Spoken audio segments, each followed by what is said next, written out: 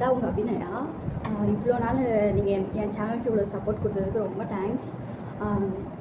உங்கள்கிட்ட நான் லாங் வீடியோவில் ஷேர் பண்ணுறேன்னு சொல்லியிருந்தேன். அதுதான் இப்போது சொல்லலான்னு தான் நான் இப்போது லாங் வீடியோ போட்டேன். ஃபஸ்ட் டைம் பேசுகிறதால எனக்கு இப்படி இருக்குது, வேறு எதுவும் இல்லை, தப்பாக எடுத்துக்காதீங்க. எனக்கு இவ்வளோ சப்போர்ட் கொடுத்த 700 சப்ஸ்கிரைபருக்கு ஃபஸ்ட்டு ரொம்ப தேங்க்ஸ், ரொம்ப நன்றி. அதே மாதிரி அவங்க கேட்ட கொஷின்ஸ்க்கு எல்லாத்துக்கும் இன்றைக்கி நான் ஆன்சர் பண்ண போகிறேன். அதுக்காகவும் தான் இந்த லாங் வீடியோ. அப்புறம் உங்ககிட்ட எல்லாம் சாரி கேட்கணும். எதுக்காகனா, இவ்வளோ நாள் நான் வீடியோ போடாததுக்கு. ஏன் இவ்வளோ நாள் நான் வீடியோ போடலைன்னா, நீங்கள் நிறைய பேர் கேட்டுருந்தீங்க, ஏன் வீடியோவே வர்றதில்லை, ஏன் போட மாட்டேங்கிறீங்கன்னு கேட்டிருந்தீங்க. அதுக்காக தான் சாரி சொல்கிறேன். ஏன்னா எனக்கு சப்போர்ட் பண்ணீங்க, ஆனால் நான் உங்களை பற்றி யோசிக்காமல் வீடியோவே போடாமல் என்ன ரீசன் கூட சொல்லாமல் இருந்தேன். ஃபஸ்ட்டு என்ன ரீசன்னா, வீடியோ போடுறதால எனக்கு ப்ராப்ளம். என்ன நீ வீடியோ இப்படி டான்ஸ் ஆடி போடுற, உனக்கு தான் கல்யாணம் ஆகிடுச்சுல, ஒன்று குழந்தைய வச்சு போடு, இல்லைனா வீட்டில் செய்கிற வேலைகளை வச்சு போடு, நீ எதுக்கு டான்ஸ் ஆடிலாம் வீடியோ போடுற அப்படின்னு ஃபஸ்ட்டு.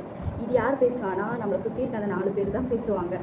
அதே மாதிரி தான் எனக்கும் ஃபஸ்ட்டு அந்த ப்ராப்ளம் வந்தது. நெக்ஸ்ட்டு என்னென்னா, பாப்பாவை வச்சு தனியாக ஹேண்டில் பண்ண முடியல, ரொம்ப கஷ்டமாக இருந்தது.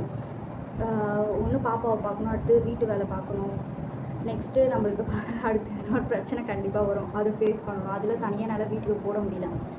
இவ்வளோ நாள் எங்கள் அம்மா என் ஹஸ்பண்ட் சப்போர்ட் பண்ணாங்க, 2 பேரும் எனக்கு வீடியோ எடுத்து தருது அதெல்லாம் பண்ணாங்க. அப்புறம் 2 பேருமே இப்போ ஒர்க்குக்கு 2 பேருக்குமே டைம் செட் ஆகலை, அதனால் 2 பேராலையும் எனக்கு வீடியோ எடுத்து தர முடியல. சரி நம்மளே ட்ரை பண்ணலாம் அப்படின்னு நானே வீடியோ எடுக்க பார்த்தா அந்த வீடியோ ஒழுங்காக வரலை.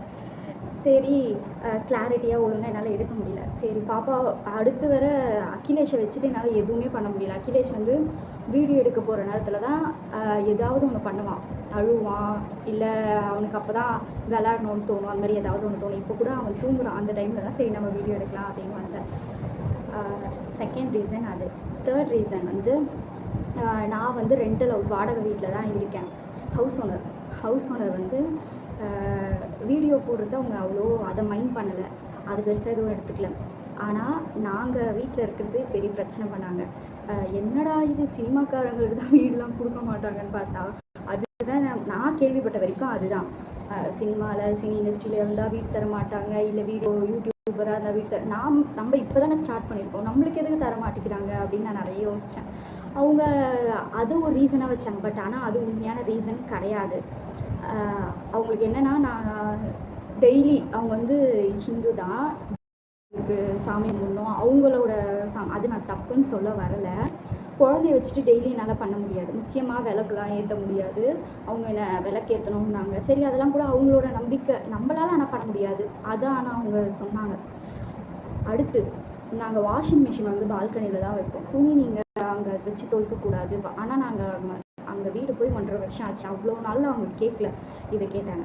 அடுத்து ரிலேட்டிவ், சொந்தக்காரங்க யாரும் வீட்டுக்கு வரக்கூடாது, ஏன் சொந்தக்காரங்களாம் வராங்க, எதுக்கு உங்கள் அம்மாவே உன்னை பார்க்க வராங்க அப்படின்ட்டு நெக்ஸ்ட்டு சொன்னாங்க.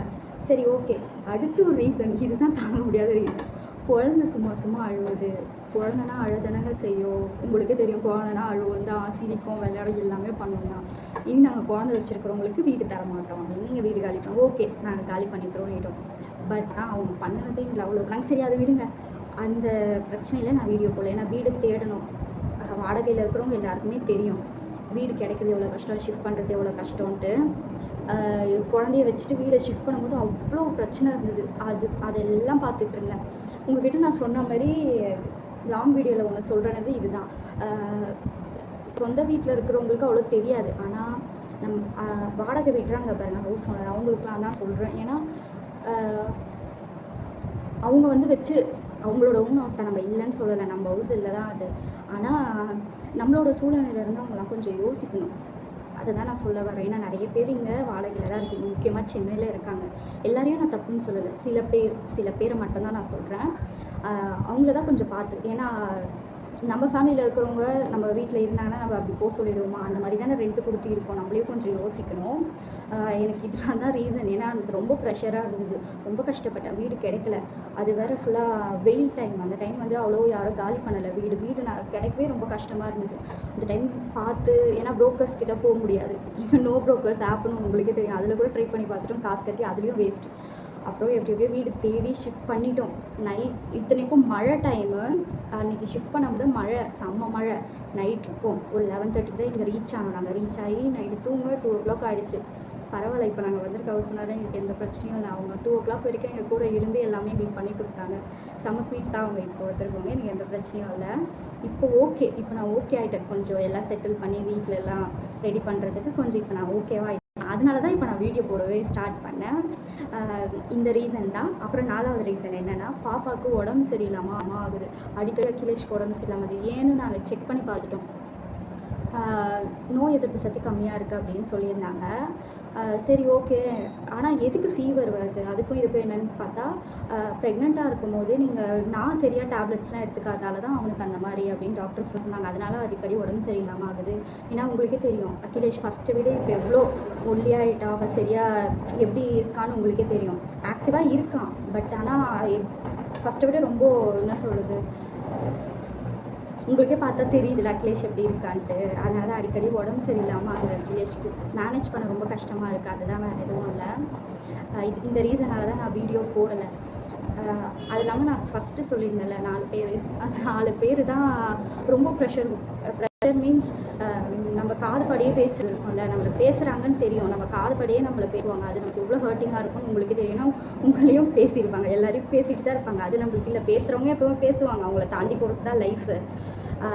பட் இருந்தாலும் உனக்கு கல்யாணம் ஆகிடுச்சு, குழந்தை இருக்குது, நீ எதுக்கு இந்த மாதிரி ட்ரெஸ் ஆகுற, நீ எதுக்கு இந்த மாதிரி வீடியோ போடுற, நீ எதுக்கு இப்படி இருக்க, ஏன் இப்படி நடந்துக்கிற? இந்த கொஷின்லாம் நம்ம ஹஸ்பண்ட் கூட கேட்க மாட்டாங்க, நம்ம அம்மா, நம்மளுக்கு அம்மா கூட கேட்க மாட்டாங்க.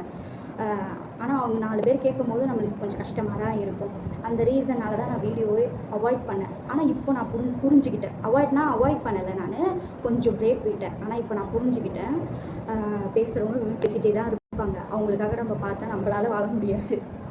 அதனால் நான் வீடியோ போடலான்னு உங்களுக்காக தான் இந்த வீடியோ நான் போட்டேன். நிறைய பேருக்கு என் வீடியோ பிடிச்சிருக்குன்னு நினைக்கிறேன். பிடிச்சவங்கலாம் ஷேர் பண்ணுங்கள், உங்களுக்கு தெரிஞ்சவங்களுக்கு ஃப்ரெண்ட்ஸ்க்கெலாம் ஷேர் பண்ணி சப்ஸ்கிரைப் பண்ண சொல்லுங்கள். பிடிச்சிருந்தா லைக் பண்ண சொல்லுங்கள், பிடிக்கலன்னா நான் கம்பல் பண்ண மாட்டேன். பிடிச்சிருந்தா லைக் பண்ண சொல்லுங்கள். உங்களுக்காக நான் டெய்லி நான் வீடியோ போடுறேன். அப்புறம் இன்னொரு விஷயம் உங்கள்கிட்ட நான் பேசணும். ஏன் இவ வாடகை வீடை பற்றி இப்படி பேசுகிறான்னு நீங்கள் நினச்சிருப்பீங்க கண்டிப்பாக. ஏன்னா நான் சொந்த வீட்டில் இருந்துட்டு தான், பிறந்ததுலேருந்தே சொந்த வீட்டில் இருந்துட்டு தான் இப்போ தான் நான் வாடகையில் வந்திருக்கேன். மேரேஜ் இல்லை, காலேஜ் படிக்கும் போதுலேருந்து தான் வாடகை வீட்டுக்கே நாங்கள் வந்தோம். அதுலேருந்து நான் ஃபேஸ் பண்ண பிரச்சனையை தான் உங்கள்கிட்ட சொன்னேன். அது உங்களுக்கு ஏதாவது தப்பாக இருந்தால் சாரி, மன்னிச்சிடுங்க. அப்புறம் உங்கள்கிட்ட இன்னொரு விஷயம் நான் பேசணும். அதை பற்றி நான் இன்னொரு வீடியோ உங்களுக்கு கண்டிப்பாக நான் போடுறேன். இதிலே பார்ட் 2 வீடியோ நான் கண்டிப்பாக உங்களுக்கு போடுறேன். நான் ஏன் வாடகை வீட்டுக்கு வந்தேன் அதை பற்றி போடுறேன். அடுத்து நிறைய பேர் கொஸ்டின் கேட்டீங்க, உங்களுக்கு என்னம்மா ஆச்சு கையின்னு கேட்டிருந்தீங்க. பர்த்லேயே எதனா ஆக்சிடெண்ட்டாக? அது ரொம்ப எனக்கு சந்தோஷம். நீங்கள் நான் விசாரித்ததுக்கு, உங்கள் வீட்டுக்குள்ளேயே நடிச்சு விசாரித்ததுக்கு ரொம்ப சந்தோஷம். அதை நான் உங்களுக்கு கண்டிப்பாக நான் சொல்கிறேன். நான் இந்த வீடியோட பார்ட் 2 வீடியோவில் நான் இது என்னாச்சு, என்ன இதனால் நான் எவ்வளோ ஃபேஸ் பண்ணுறேன் ப்ராப்ளம் அப்படின்னு நான் சொல்கிறேன். ஓகே ஃப்ரெண்ட்ஸ், பாய். பார்த்து பார்க்கலாம்.